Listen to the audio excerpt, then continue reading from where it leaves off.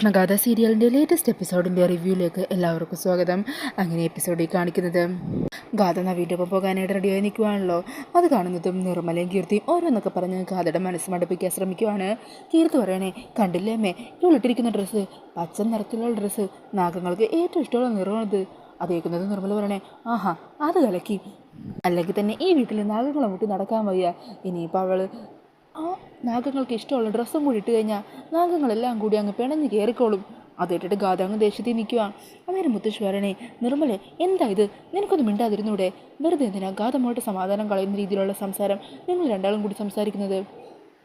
ഓ, അല്ലെങ്കിൽ ഞങ്ങൾ ഇവിടെ എന്തെങ്കിലും പറയുന്നതാണല്ലോ അമ്മക്ക് ബാക്കിയുള്ളവർക്കൊക്കെ കുഴപ്പമായി തോന്നുന്നത്. ഇവിടെ നടക്കുന്ന സംഭവങ്ങളിലൊന്നും ആർക്കും ഒന്നും പറയാനില്ലല്ലോ. ഞങ്ങളെല്ലാ ദിവസവും രാത്രി കിടക്കാൻ നേരം എപ്പോഴാണ് അലർച്ച കേൾക്കുന്നതെന്ന് വിചാരിച്ചിരിക്കുക. ഞങ്ങളുടെ പ്രതീക്ഷ തെറ്റാറില്ല.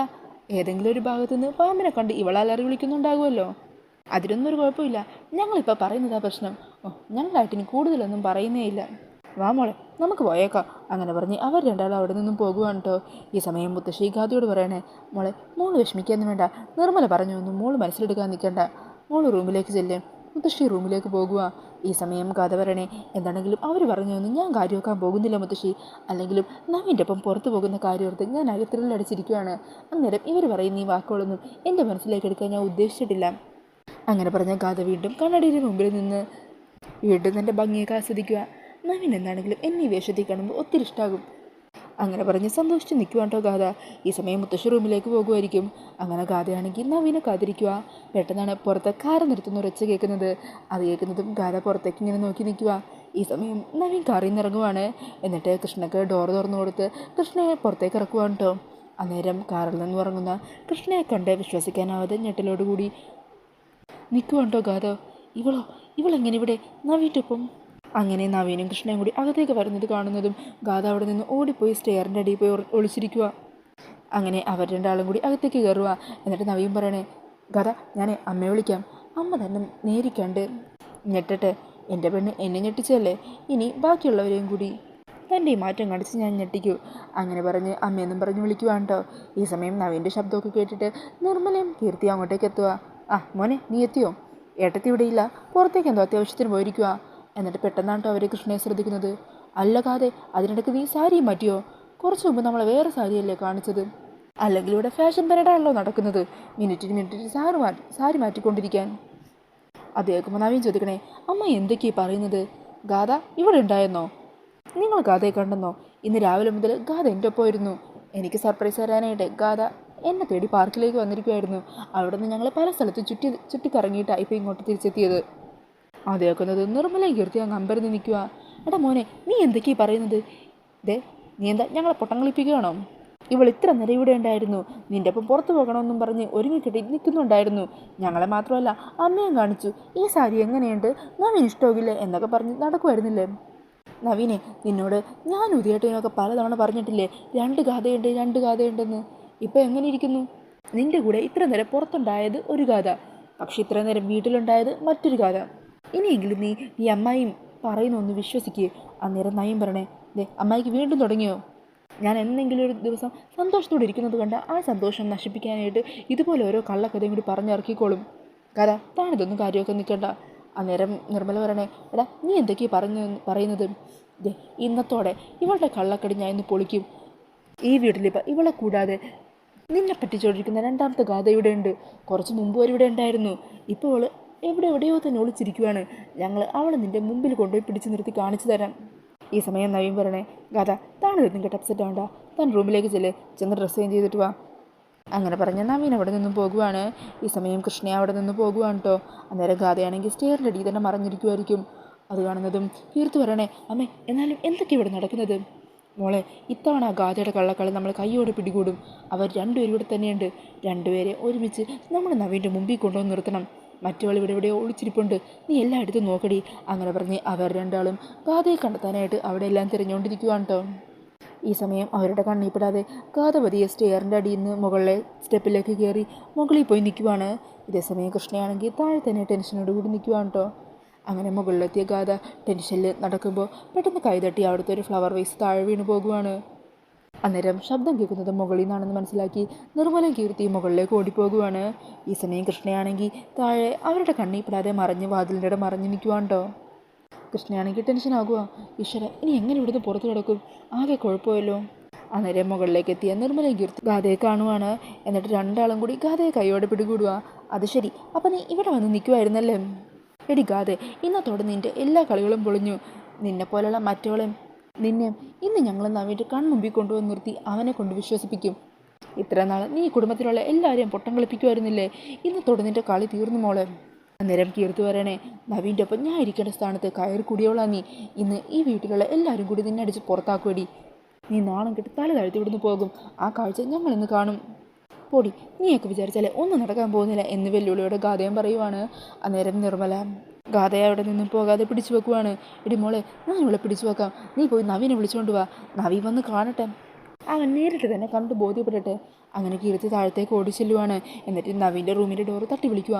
നവീൻ, ഒന്ന് വേഗം വാ. അന്നേരം കീർത്തിയോട് ദേഷ്യപ്പെടുക നവീൻ. എന്താ നിനക്ക് പറ്റിയത്? അന്നേരം നവീൻ്റെ കൈ പിടിച്ച് ബലം പ്രയോഗിച്ച് മുകളിലേക്ക് കൂട്ടിക്കൊണ്ടുപോകുകൊണ്ടോ കീർത്തി. ദേ കാണു നവീൻ, കാണു, രണ്ടാമത്തെ ഗാഥ. എടാ മോനെ, നോക്ക്, നിൻ്റെ ഒപ്പം പുറത്തുനിന്ന് കയറി വന്ന ഗാഥയാണോ ഇപ്പം ഈ മുമ്പിൽ നിൽക്കുന്നതെന്ന്. അന്നേരം നവീൻ ഒന്ന് സൂക്ഷിച്ച് നോക്കിയിട്ട് ചോദിക്കണേ, അല്ല ഗാഥ, താൻ ഇത്ര പെട്ടെന്ന് ഡ്രസ്സ് ചേഞ്ച് ചെയ്തോ? അതേക്കുന്ന നിർമ്മല പറയണേ, അതല്ലേടാ ഞങ്ങൾ പറഞ്ഞത്, ഇവിടെ രണ്ട് ഗാഥയുണ്ടെന്ന്. നിൻ്റെ ഒപ്പം പുറത്തുണ്ടായിരുന്ന ഗാഥയുണ്ടല്ലോ, അവൾ വേറെ ഇവൾ വേറെ. ഒരു ഗാഥ നിൻ്റെ ഒപ്പം പുറത്തുണ്ടായിരുന്നു, അപ്പം മറ്റേ ഗാഥ ഇവിടെ വീട്ടിലുണ്ടായിരുന്നു. വീട്ടിൽ ഗാഥയുള്ളപ്പോൾ പുറത്ത് മറ്റൊരു ഗാഥ നിൻ്റെ കൂടെ പുറത്ത് കറങ്ങി നടക്കുന്നു. അങ്ങനെ ഇവരുടെ ഈ സംസാരം കേട്ടിട്ട് നവീന് ഭ്രാന്ത് പിടിക്കുക. ഓ, അമ്മ ഒന്ന് നിർത്തുന്നുണ്ടോ? നിങ്ങളുടെ തലയ്ക്ക് സുഖമില്ലെങ്കിൽ ആദ്യം ചികിത്സ ആവശ്യമാണ്. അത് എത്രയും പെട്ടെന്ന് എടുക്കുന്നതായിരിക്കും നല്ലത്. എടാ, നീ അപ്പം ഇപ്പോഴും കാര്യങ്ങളൊന്നും വിശ്വസിക്കുന്നില്ല അല്ലേ? വേണ്ട, മറ്റവളെ ഇവിടെ തന്നെയുണ്ടല്ലോ. രണ്ടുപേരെ ഒരേ സമയം നിൻ്റെ കൺമുമ്പിൽ പിടിച്ച് നിർത്താം. അപ്പം നീ വിശ്വസിക്കുമല്ലോ. എന്താ, അപ്പം നീ വിശ്വസിക്കില്ലേ? അപ്പം വിശ്വസിക്കാം. ആദ്യം രണ്ടുപേരെ ഒരുമിച്ചൊന്ന് എൻ്റെ മുമ്പിൽ കൊണ്ടുവന്ന് നിർത്ത്. നിന്നെ കാണിച്ചു തരാടാ. ഇവളുടെ കൈ വിട്ട് കഴിഞ്ഞാലേ ഇവൾ ഓടി ഒളിക്കും. അത് കാരണം ഇവളെ ഞാൻ വിടാൻ ഉദ്ദേശിച്ചിട്ടില്ല. മോളെ കീർത്തി, എത്രയും പെട്ടെന്ന് മറ്റേ കഥയും കൂടി കണ്ടെത്തി പിടിച്ചുകൊണ്ട് പോവാ. അവൾ ഈ വീട്ടിന് വെളിയിൽ പോയിട്ടില്ല, എല്ലായിടത്തും നോക്ക്. അങ്ങനെ താഴത്തെ എല്ലായിടത്തും അന്വേഷിക്കുവാണ്.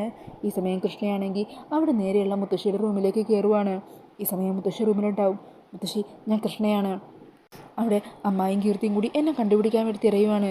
തൽക്കാലം ഞാൻ ഇവിടെ നിന്ന് ഒളിച്ചിരുന്നോട്ടെ. അങ്ങനെ പറഞ്ഞ് കർട്ടൻ്റെ ബാക്കിൽ പോയി മറിഞ്ഞു നിൽക്കുവാണ്ടോ കൃഷ്ണ. ഈ സമയം ഗാഥയെ പിടിച്ചു വെച്ചുകൊണ്ട് നിർമ്മലയും കീർത്തിയും അവിടെ താഴെയെല്ലാം കൃഷ്ണയെ അന്വേഷിക്കുവാണ്. അന്നേരം നിർമ്മല പറയണേ, ഇവിടെ ഒരിടത്തും ഇല്ല. ഇനി അമ്മയുടെ റൂം മാത്രമേ പരിശോധിക്കാനുള്ളൂ. അമ്മയുടെ കണ്ണു വെട്ടിച്ച് അവൾ ആ റൂമിലെങ്ങാനും കയറി ഒളിച്ചിട്ടുണ്ടാവും. വാ നവീൻ, ഇപ്പം തന്നെ നിനക്ക് കൈയോടെ എല്ലാം കാണിച്ചു തരാം. അങ്ങനെ പറഞ്ഞ് നവീനെയും കൂട്ടി അമ്മയുടെ റൂമിലേക്ക് പോകുവാണ്. ഈ സമയം മുത്തശ്ശി വാതിൽ തുറക്കുക. അമ്മേ, ഈ വീട്ടിൽ രണ്ട് കഥയുണ്ടെന്ന് പറഞ്ഞപ്പോൾ നിങ്ങളാരും വിശ്വസിച്ചില്ലല്ലോ. ഇന്നിപ്പോൾ കൈയോടെ രണ്ടിനെ പിടിക്കാൻ അവസരം കിട്ടിയിരിക്കുക. ഒരു കഥ നിൽക്കുന്നു. ഇവളിനി എൻ്റെ കൈവിട്ട് പോവാതിരിക്കാനാണ് ഞാനിങ്ങനെ പിടിച്ചു വെച്ചിരിക്കുന്നത്. രണ്ടാമത്തെ കഥ ഇവിടെ എവിടെയോ ഉണ്ട്. ഈ വീട്ടിൽ എല്ലായിടത്തും പരിശോധിച്ചു. ഇനി അമ്മയുടെ റൂം മാത്രമേ നോക്കാനുള്ളൂ. അവൾ അമ്മയുടെ കണ്ണ് വെട്ടിച്ച് ഇവിടെ തന്നെയായിരിക്കും കയറിയിരിക്കുന്നത്. കുറച്ചു നേരം മുമ്പ് പുറത്തു പോകാൻ റെഡിയായിട്ട് അവൾ ഒരുങ്ങിക്കെട്ടിക്കൊണ്ട് നമ്മുടെ മുമ്പിൽ വന്ന് സാരി എങ്ങനെയുണ്ടെന്നൊക്കെ ചോദിച്ചത് അമ്മക്ക് ഓർമ്മയില്ലേ? അതൊക്കെ എപ്പോൾ എന്ന് മുത്തശ്ശി ചോദിക്കുവാണ് കേട്ടോ.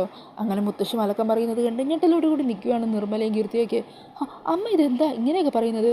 ഓഹോ, അത് ശരി. അപ്പോൾ ഈ വീട്ടിൽ നടക്കുന്ന കള്ളക്കളിക്ക് അമ്മയും കൂട്ടി നിൽക്കുന്നുണ്ടോ? നവീൻ, എന്താ ഇവർക്ക് പറ്റിയത്? എന്താ ഇവർ പറഞ്ഞുകൊണ്ടിരിക്കുന്നത്? അന്നേരം നവീൻ പറഞ്ഞേ, സ്ഥിരം പറയാറുള്ള പല്ലവി തന്നെ. രണ്ട് ഗാഥയുണ്ട് പോലും. അത് തെളിയിക്കണമെന്നും പറഞ്ഞ് ഗാഥയെ പിടിച്ചു വെച്ചിരിക്കുവാണ് രണ്ടുപേരും ചേർന്ന്. എന്നാൽ പിന്നെ നടക്കട്ടെ എന്ന് ഞാനും കരുതി. ഇന്നത്തോടെയെങ്കിലും ഇവരുടെ ഈ പറച്ചിലിന് ഒരവസാനം ഉണ്ടാകണമല്ലോ. അന്നേരം മുത്തശ്ശി ചോദിക്കണേ, എന്നിട്ട് എവിടെ ഗാഥ? ഇനി നീ ഇതുപോലുള്ള വർത്തമാനം പറഞ്ഞു വന്നാലുണ്ടല്ലോ, നന്ദൻ വരട്ടെ. നന്ദൻ വന്നിട്ട് നിൻ്റെ കാര്യത്തിൽ ഞാനൊരു തീരുമാനം എടുക്കുന്നുണ്ട്. അന്നേരം നവീൻ പറയണേ, അമ്മേ മുത്തശ്ശി, അച്ഛൻ വരാനൊന്നും കാത്തിരിക്കേണ്ട കാര്യമില്ല. ഇപ്പം തന്നെ രണ്ടിനെ പിടിച്ച് പുറത്താക്കിയാൽ വേണ്ടത്. ഞങ്ങളെ ഒരു ദിവസം പോലും സന്തോഷമായിട്ടിരിക്കാൻ ഇവർ രണ്ടാളും സമ്മതിക്കില്ല. അങ്ങനെയുള്ളവരെ വീണ്ടും ഇതിലിവിടെ പിടിച്ചു നിർത്തുന്നത്. അന്നേരം നിർമ്മല പറയണേ, എടാ നീ ഇപ്പോഴും പൊട്ടനായിക്കൊണ്ടിരിക്കുവാടാ. നീ സ്നേഹിക്കുന്ന യഥാർത്ഥ ഗാഥ ആരാണെന്ന് പോലും നിനക്ക് തിരിച്ചറിയാൻ പറ്റിയിട്ടില്ല. രണ്ടുപേരും കൂടി നിന്നെ കുരങ്ങളിപ്പിച്ചുകൊണ്ടിരിക്കുവാണ്. അത് നിനക്ക് അധികം വൈകാതെ മനസ്സിലാകും. ഞങ്ങളത് മനസ്സിലാക്കി തരും. അന്നേരം മുത്തശ്ശി പറയണേ, നിർമ്മലെ നീ നിർത്തുന്നുണ്ടോ? ഇനി ഇതുപോലെ എന്തെങ്കിലും കാര്യം പറഞ്ഞ് നീ ഇവിടെ പ്രശ്നം ഉണ്ടാക്കിയെന്നറിഞ്ഞാൽ പിന്നെ ഒട്ടും വൈകില്ല. നിന്നെ ഇപ്പം തന്നെ ഞാൻ പിടിച്ച് പുറത്താക്കണോ? എന്നെക്കൊണ്ട് നീ അത് ചെയ്യിപ്പിക്കരുത്. അന്നേരം നിർമ്മല പറയണേ, ഇവളുടേക്ക് ഈ ആൾമാറാട്ടത്തിന് ഈ വീട്ടിലുള്ളവർ തന്നെ സപ്പോർട്ടാണ്. പക്ഷേ ഒരു കാര്യം ഉറപ്പാണ്, എന്താണെങ്കിലും അധികം നാളെ ഒളിച്ചുകൾ തുടരാൻ പറ്റില്ല. എല്ലാവർക്കും മുമ്പിൽ തെളിവോടുകൂടി ആ 2 കള്ളികളെയും ഞങ്ങളെ പിടിച്ച് മുമ്പിൽ നിർത്തിത്തരും. അന്ന് കാണാം ആർക്കാ ഭ്രാന്തെന്നും ആരാണ് ഈ കുടുംബത്തെ ചതിക്കാൻ നോക്കുന്നതെന്നും. വാടി. അങ്ങനെ പറഞ്ഞ് നിർമ്മലയും കീർത്തി അവിടെ നിന്ന് ദേഷ്യത്തിൽ പോകുവാണ്. ഈ സമയം നവീനും പോകുവാണ്. പിന്നാലെ കാതേ റൂമിൽ നിന്ന് ഇറങ്ങാൻ തുടങ്ങുമായിരിക്കും. പെട്ടെന്നാണ് കേട്ടോ കർട്ടൻ്റെ അവിടെ നിന്ന് കൃഷ്ണ പുറത്തേക്ക് എത്തി നോക്കുന്നത്. ഈ സമയം പെട്ടെന്ന് തിരിയുന്ന കാത അവിടെ മറഞ്ഞു നിൽക്കുന്ന കൃഷ്ണയെ കണ്ട് ദേഷ്യത്തിൽ റൂമിന് പുറത്തേക്ക് പോകുവാണ്. അന്നേരം കൃഷ്ണ മുത്തശ്ശിയുടെ അരികിലേക്ക് വരുവാ. മുത്തശ്ശി, ഞാൻ നവീൻ്റെ മുമ്പിൽ അറിയാതെ പെട്ടുപോയി. എത്ര ഒഴിവായി പോകാൻ ശ്രമിച്ചിട്ടും നവീൻ എന്നെ ബലം പ്രയോഗിച്ചും കൊണ്ടേക്ക് കൂട്ടിക്കൊണ്ടു വന്നതാണ്. അങ്ങനെ നടന്ന കാര്യങ്ങളെല്ലാം കൃഷ്ണ പറയുവാണ്. അത് കേട്ടിട്ട് മുത്തശ്ശി പറയണേ, മോളെ ഞാൻ പറഞ്ഞില്ലേ നവീനുമായിട്ട് ഒന്നു ചേരേണ്ടത് നീയാ. അതുകൊണ്ടാണ് ദൈവം അതിനുള്ള അവസരങ്ങൾ ഒരുക്കിക്കൊണ്ടിരിക്കുന്നത്. വീണ്ടും വീണ്ടും നിന്നെ ഇവിടെ എത്തിച്ചുകൊണ്ടിരിക്കുന്നത് ആ ഭഗവാൻ തന്നെയല്ലേ. നീ ഇപ്പോഴാണെങ്കിലും ഒരു വാക്ക് പറഞ്ഞാൽ മാത്രം മതി. പിന്നെ നീ തന്നെയായിരിക്കും നവീൻ്റെ ഭാര്യ. എല്ലാ സത്യങ്ങളും മുത്തശ്ശി തുറന്നു പറയാം മോളെ. അന്നേരം കൃഷ്ണ പറയണേ, അത് വേണ്ട മുത്തശ്ശി. മുത്തശ്ശി എന്നോട് ഞാൻ ഇതുവരെ അറിയാത്ത സത്യം പറഞ്ഞില്ലേ, ഗാഥ എൻ്റെ സ്വന്തം സഹോദരിയാണെന്ന്.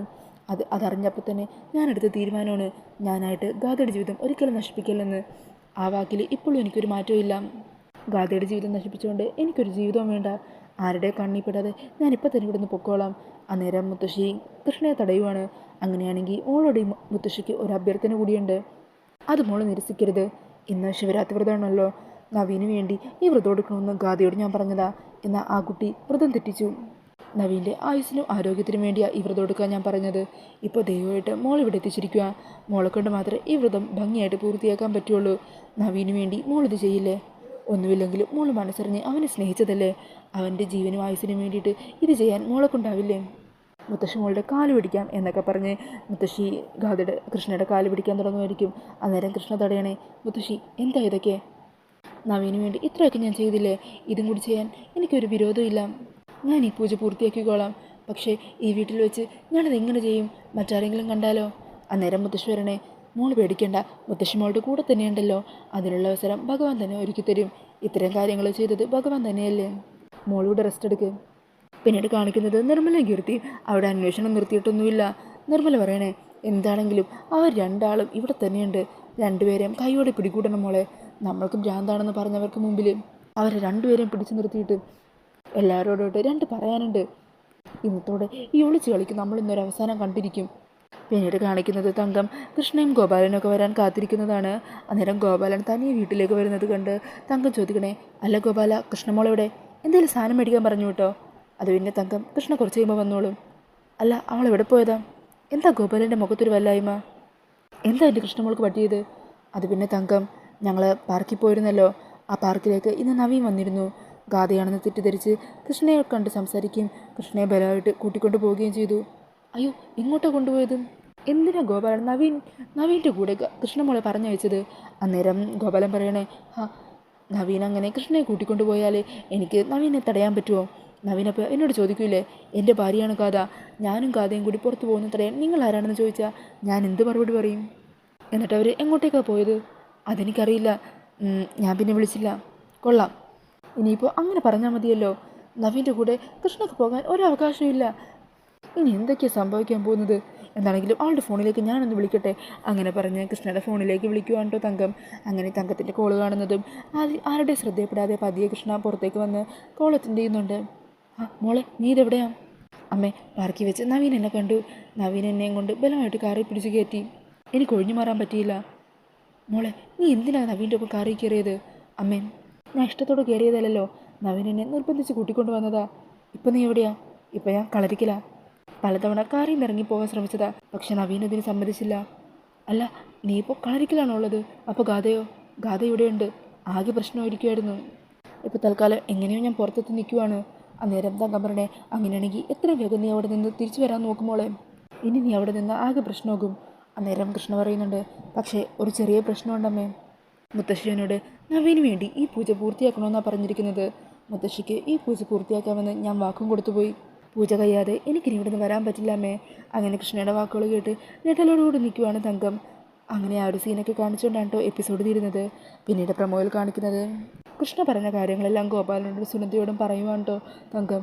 എന്തിനാ ഭഗവാൻ എൻ്റെ മോളെ ഇങ്ങനെ പരീക്ഷിക്കുന്നത്? പാവം, അവളുടെ മനസ്സ് എത്രത്തോളം നീർന്നുണ്ടാവും. എന്തിനാ നവീൻ്റെ മുമ്പിലേക്ക് വീണ്ടും അവളെ കൊണ്ടുപോയി എത്തിക്കുന്നത്? അന്നേരം ഗോപാലൻ പറയണേ, തങ്കത്തിനോട് ഞാൻ പറഞ്ഞില്ലേ, കൂടിച്ചേരേണ്ടത് നവീനും കൃഷ്ണയും തന്നെയാണ്. അതിൻ്റെ സൂചനകളാണ് ഈ കാണുന്നതെല്ലാം. അവസാനം ചേരേണ്ടവർ തമ്മിലേ ചേരുള്ളൂ. തങ്കം നോക്കിക്കോ, എല്ലാ സത്യങ്ങളും തിരിച്ചറിഞ്ഞ് നവീനും കൃഷ്ണമോളും തന്നെ ഒന്നിച്ച് ജീവിക്കും, അതെനിക്ക് ഉറപ്പാണ്. പിന്നീട് കാണിക്കുന്നത് ഗാഥ അവിടെ നടക്കുന്ന കാര്യങ്ങളെല്ലാം സിത്താരയെ വിളിച്ചറിയിക്കുവാണ് കേട്ടോ. അത് കേട്ട് ഞെട്ടലോടെ വിശ്വസിക്കാനാവാതെ നിൽക്കുവാണ് സിത്താര. കൃഷ്ണയും കളരിക്കലുണ്ടെന്നോ? അതേ മമ്മി, അവളെ ഇന്ന് നവീൻ്റെ കൂടെ കറങ്ങിയടിച്ച് നടക്കുമായിരുന്നു. ഈ സമയം സിത്താര പറയണേ, കൃഷ്ണയും ഗാഥയും രണ്ടുപേരും കളരിക്കലുണ്ട്. നിങ്ങളെ കണ്ടുപിടിക്കാനായിട്ട് ആ വീട്ടിൽ പലരും നടക്കുന്നുമുണ്ട്. സൂക്ഷിച്ചില്ലെങ്കിൽ നമ്മൾ ഇതുവരെ ചെയ്തതെല്ലാം വെറുതെ ആയി പോകും മോളെ. അങ്ങനെ ആകെ കലിബുഡ് ദേഷ്യത്തിൽ നിൽക്കുവാണ്ടോ ഗാഥ. അപ്പോൾ അതൊക്കെയാണ് പ്രമോയിൽ കാണിക്കുന്നത്. ഈ ഒരു റിവ്യൂ ഇഷ്ടമായിട്ടുണ്ടെങ്കിൽ മറക്കാതെ വീഡിയോ ഒന്ന് ലൈക്ക് ചെയ്യണേ. ഇതുപോലുള്ള കൂടുതൽ റിവ്യൂസിനായിട്ട് ഈ ചാനൽ ഒന്ന് സബ്സ്ക്രൈബ് ചെയ്തും കൂടി സപ്പോർട്ട് ചെയ്യണേ. താങ്ക്